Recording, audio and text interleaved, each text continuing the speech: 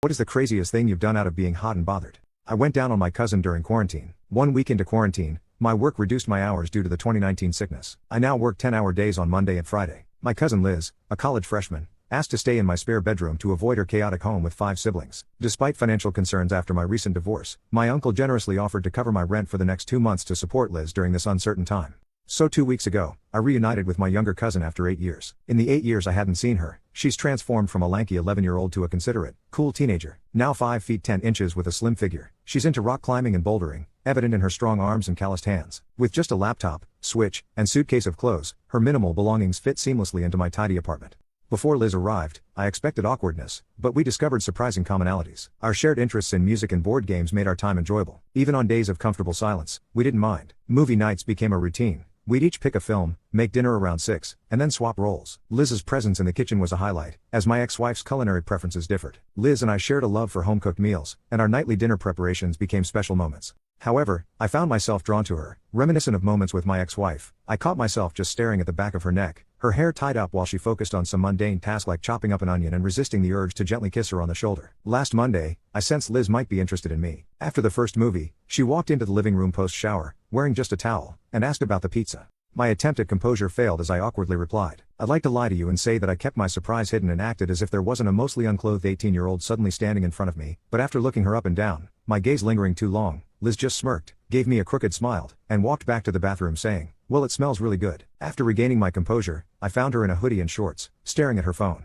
Grateful for the distraction, I tried to shake off the lingering image of her, but thankfully, it seemed she was not too concerned with my lingering eyes, and I tried to forget the recent image of so much perfect skin. I sliced the hot pizza, puzzled by Liz's towel prank, wondering if it was a joke or something more. During the movie, she was intermittently on her phone, likely texting friends from college. At one point, she stretched out on the couch, resting her feet against my leg. When I suggested stretching them out, she smiled and placed her feet on my lap. Without thinking, I began massaging her cold feet, a reflex from my past. Realizing my actions, I froze and apologized, explaining it was an instinct from massaging my ex-wife's feet. Liz, with a laughter, reassured me, saying, "I don't mind at all. It actually feels really nice. I went on a long run while you were at work, so you won't hear any complaints from me." As we continued, I found myself immersed in the simple pleasure of the moment, paying little attention to the movie. As her feet warmed, I moved down to her calves, prompting a light noise from Liz. "Curious," she said, "why would Nicole leave this?" The comment surprised her, and she anxiously checked my reaction. I just weakly smiled without commenting, sensing her tension. I turned down the movie volume and shared a bit about my past with Nicole. We wanted different things, especially regarding kids. She desired her own, while I leaned towards adoption.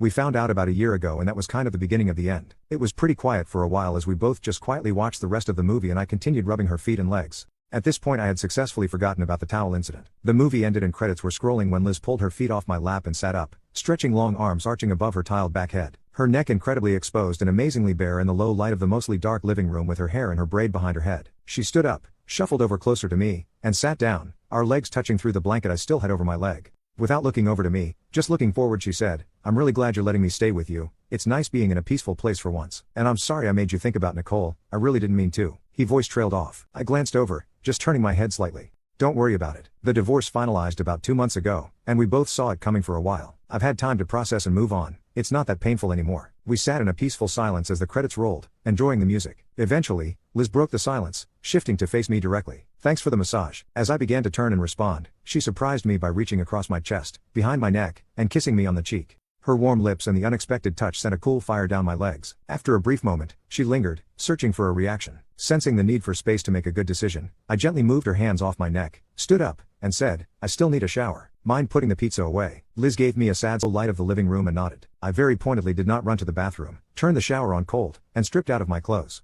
I suppose now is a good time to describe what I saw staring back at me in the mirror. I'm about 6 even, keep my head shaved because it started getting thin in high school and got very thin after, and I have a decent beard that I take pretty good care of to compensate. My body shows that I bike to work on nice days, hit the work gym through the winter, and go on the occasional hike, but I also drink too many lattes and really like good pasta. Prime dad bod from what I understand. My quite average pickle had relaxed a little bit from Liz's kiss, but was still resting at about half-mast, hoping for release. I jumped into the shower and turned my chest into the cold water to hopefully knock some sense into my foggy head. Cold showers were not unfamiliar territory, thanks to the apartment's lackluster water heater. It was a habit I picked up, a routine that helped dull my senses and shove thoughts of Liz down a bit. As I began lathering up and conditioning my beard, the knock on the bathroom door announced Liz's presence. She cracked open the door and asked casually, "Mind if I brush my teeth real fast?" With minimal regard for my response, she entered, started brushing her teeth, and then inquired about the cold shower. "Why a cold shower?" she asked. "They help me get to sleep, I fibbed, adding, I'm not sure exactly why. Liz seemed to accept my lame excuse, and after she finished, she left the bathroom. Completing my shower routine, I wrapped myself up in a towel, brushed my teeth, and quietly slipped into the kitchen for a glass of water.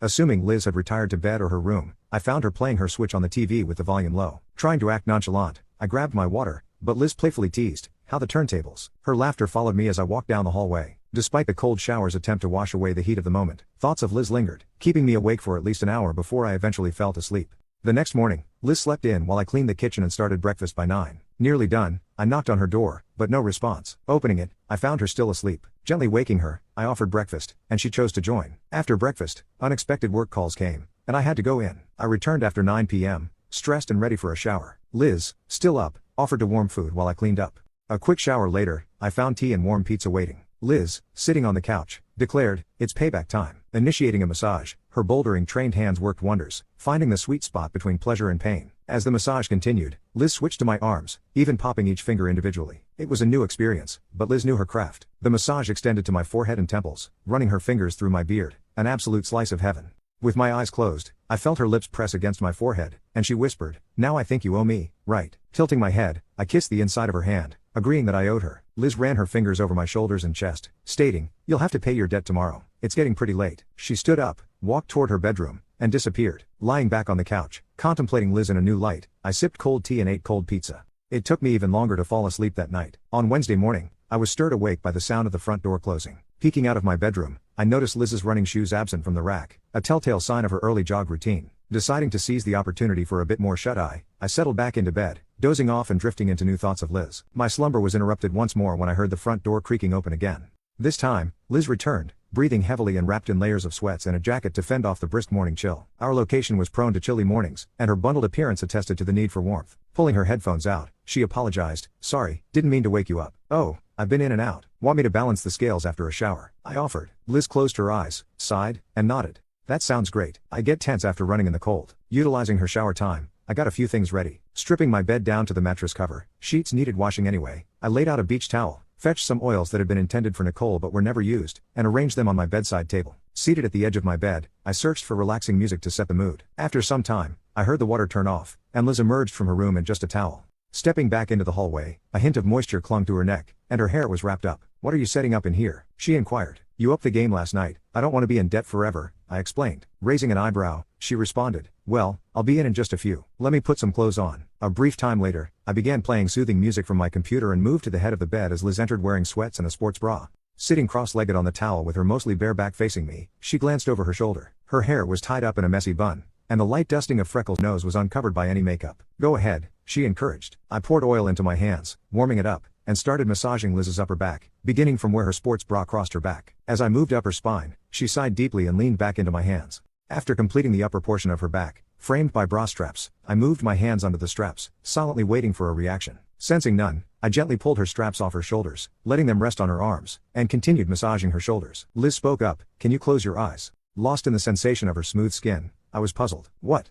Close your eyes. With closed eyes and hands still on her shoulders, I asked, okay, now what? After a while, I felt her pulling her bra off past my hands. I sensed her shifting her weight and making adjustments. It felt like hours, my topless cousin so close while I waited in self-imposed darkness. Okay, open up. Liz lay on her stomach on the towel she had pulled to the side, facing the head of the bed and turned toward me. Bras just get in the way, right? Nervousness tinged her voice, so I tried to reassure her. I laughed. I don't mind at all. They do get in the way, that's for sure. I moved over her, kneeling on her upper legs, and poured more oil into my hands. Remembering the massage and percentages advice, I mentally divided her back into 50 sections and aimed for about 10 seconds per section. Starting low, I worked my fingers into the muscles above her hips, gradually moving lower toward the center of her back and upper spine, adding oil as needed. Pressing into her shoulder blades, the sun cut through the blinds, glistening on her back. Descending to her lower back, I traced her skin gently, grazing the sides of her girls with my fingertips. Her breathing caught, then increased. Liz bounced her legs, asking for another round on her feet and legs. Sure thing. Want to change into shorts, or should I take off your sweats? She loosened her pant string. You can just take them off if that's okay with you. I stood, pulled down her sweats, revealing dark blue panties. As she raised her hips, I removed the pants, tossing them aside. After pouring more oil, I began at her heels, massaging the tendon connection and moving up to the balls of her feet, working oil between each toe. Progressing past her ankles, I massaged her calves from knee to feet, then poured more oil and moved slowly, taking around 2 minutes, from the base of her feet past her calves, behind her knees, along her hamstrings, stopping just below her panties, and massaging back down to her knees. I heard her breathing deepen, indicating she was enjoying it, and